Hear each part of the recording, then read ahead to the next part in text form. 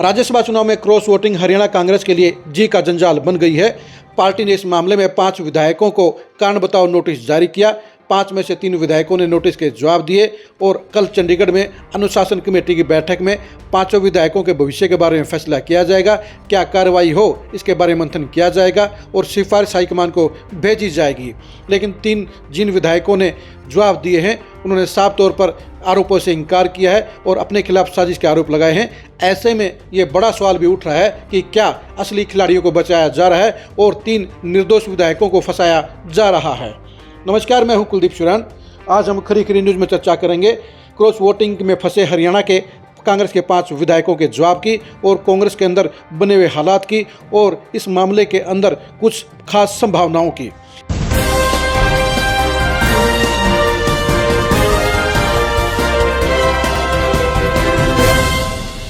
कांग्रेस के 5 विधायकों शैली चौधरी, रेणु बाला, जरनैल सिंह, मोहम्मद इलियास और मोहम्मद इसराइल के ऊपर राज्यसभा चुनाव में क्रॉस वोटिंग के आरोप लगे। 5 विधायकों को कारण बताओ नोटिस जारी हुए।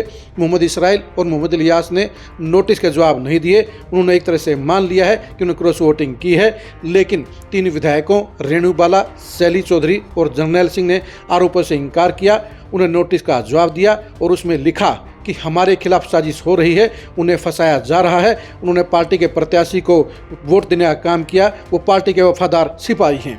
अब सवाल ये उठता है कि उनके आरोपों के अंदर क्या सच्चाई है? क्या उन्हें सच में कोई फंसाया जा रहा है? क्या असली खिलाड़ियों को बचाने का काम किया जा रहा है? इस मामले में अगर किसी की जिम्मेदारी है, अगर कोई सच्चाई जानता है तो वो पूर्व सीएम भूपेंद्र हुड्डा हैं, क्योंकि भूपेंद्र हुड्डा इलेक्शन एजेंट थे। ऐसे में उनको ही पता है कि क्रॉस वोटिंग करने वाले विधायक कौन कौन थे। भूपेंद्र हुड्डा ने 5 विधायकों के नाम लिए, उसके हिसाब से 5 विधायकों को नोटिस जारी हुए, लेकिन 3 विधायकों ने जिस तरह से आरोपों से इनकार किया है वो भी सवालिया निशान खड़े करते हैं कि वास्तव में क्या इन तीनों विधायकों ने क्रॉस वोटिंग की है या उन्हें जानबूझकर फंसाया जा रहा है।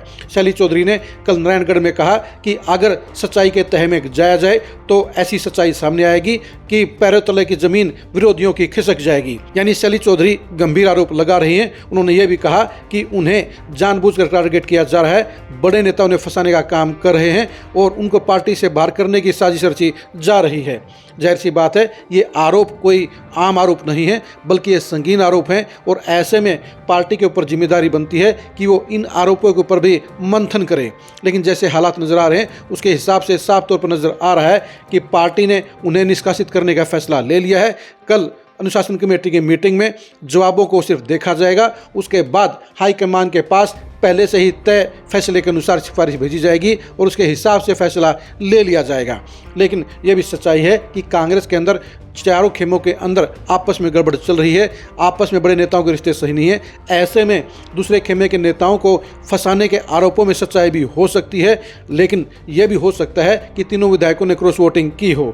इस मामले में अगर कोई सच्चाई जानते हैं तो वो भूपेंद्र हुड्डा है और भूपेंद्र हुड्डा ने 5 विधायकों के नाम क्रॉस वोटिंग के लिए लिए हैं।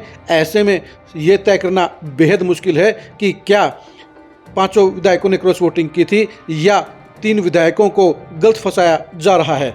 ऐसे में देखने की बात यही रहेगी कि कल कार्रवाई क्या होती है और इस मामले में सच्चाई क्या है, उसको वो क्या कभी उजागर हो पाएगी। अभी तो ये लगता है कि इस मामले में लिपापोती की जाएगी और सिर्फ क्रॉस वोटिंग के कारण बताओ नोटिस के आधार पर 5 विधायकों को निष्कासित कर दिया जाएगा।